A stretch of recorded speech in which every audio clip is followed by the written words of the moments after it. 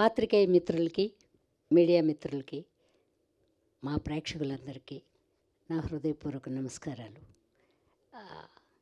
పెళ్ళికాని ప్రసాద్ ఒక్కడే కాదు, మా డైరెక్టర్ గారికి కూడా ఇంకా పెళ్లి కాలేదు.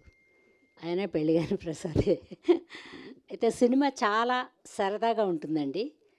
మనం కర్చీఫ్లు తడిచిపోయేలాగా ఏడవాల్సిన పని లేదు.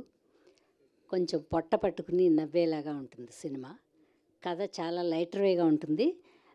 ముందుగా మేము చెప్పకూడదు, మీరు చూసి ఎలా ఉందని మాకు చెప్పాలి. 21న వస్తున్నాం మేమందరం.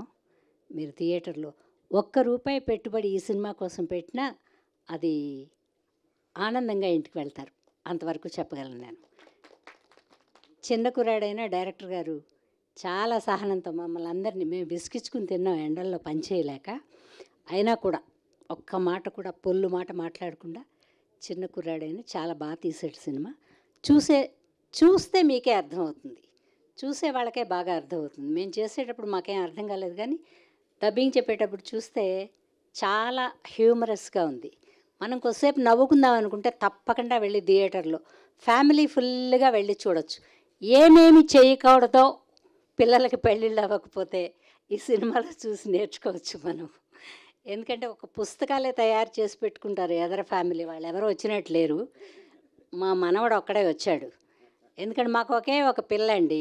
ఏదో అమెరికా లండన్లో అలా ఇచ్చుకుందామని ఆశతో మేం చేస్తే ఏం చెప్తాం. మీరు వచ్చి చూసి నవ్వి మాకు చెప్పాలి. అందరికీ నమస్కారం.